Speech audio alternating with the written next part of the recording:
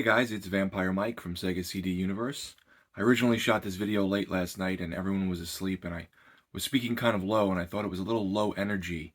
So I decided to reshoot it because if anything deserves a little more energy, it's a Jacko review. So Jacko is a 1995 film. It's 89 minutes. It is put out by Retro Media Entertainment, which is Fred Olen Ray's movie company. He is known for many, many movies over the years. He's a very big B-movie and horror director. His most famous is probably Hollywood Chainsaw Hookers, Scalps comes to mind, and there's a ton of others that you'll know. So Jacko just came out on Blu-ray. It had been out on DVD, and I think it was out of print. And it is about Halloween night with this evil pumpkin-headed figure on the front named Jacko. It calls him Mr. Jack on the back of the box. And the point of the story is, many years ago, this warlock and this Kelly family had been rivals. And, I guess they were going after one another. And the warlock put some kind of like a curse on them and said, I'm going to raise this evil spirit, Jacko, to kill you and then kill everyone in your bloodline going forward. Something like that. So somehow the warlock gets stopped. But now we move to many years later into the 90s and Jacko gets resurrected.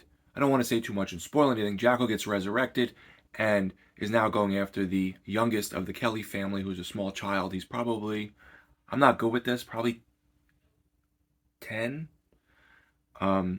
His name is Sean Kelly. And the monster's now going after him. It's a very cheesy and silly B-horror movie. So if you're in the mood for something scary, don't watch Jacko. The editing is a little messy at the beginning to where the story about the warlock and the family, and then there's this witch at one point who then her family member crops up later in the story, and that's a little muddy to me as to what side she's on, but I think I know what. And overall, it's a really fun film. So I originally saw this years ago, and I loved it. And I said, you know what? When this gets a Blu-ray release, I have to get it. And then I watched it recently, and I guess I was tired or something, and I was like, it's okay. And I was very on the fence with getting it. And I was like, you know what? I remember really liking this. And I'm glad I did, because this is like a perfect rental fodder, Friday night, bucket of popcorn, silly horror movie.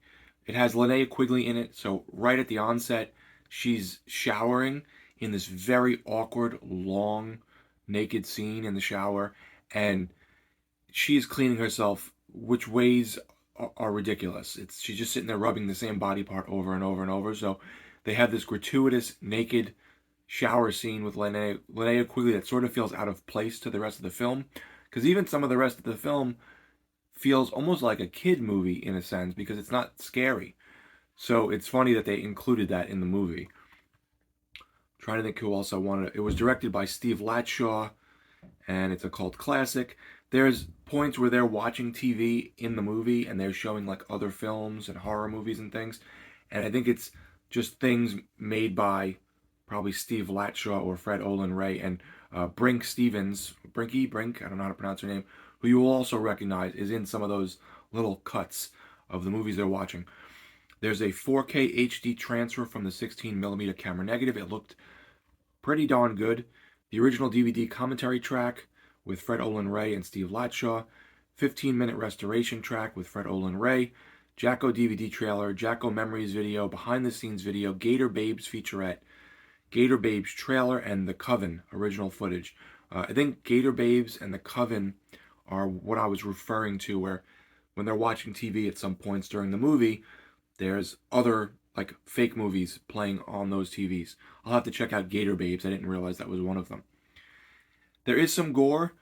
So you'll see like at one point someone gets their head cut off and this really fake looking head flies over towards someone else and, blood squirts out. Very goofy. There's another point where this woman gets scared that someone got killed from Jacko and she runs into the house and she picks up a butter knife, and everyone talks about this, and she falls perfectly into the toaster oven and gets shocked. But the electrocution doesn't look real or interesting. It's like a still image of her screaming, and they keep editing it back and forth, so she's just like moving weird. Kind of like plumbers don't wear ties. That's a weird reference, I know that. And then you'll see this drawn-on lightning bolt. So it's really, really cheesy B-movie stuff. Fun movie. If you like Halloween-centric horror movies, I should say really in like low-budget B horror movies with like a killer going after people, but it's silly and fun and over the top, check out Jacko. You can do far worse. It's not a good movie, but it's a fun movie. So that's my 2 cents on Jacko. I'm glad I re-recorded this because I think it deserved a little more panache. Thank you guys for watching. It's Vampire Mike from Sega CD Universe. Be good.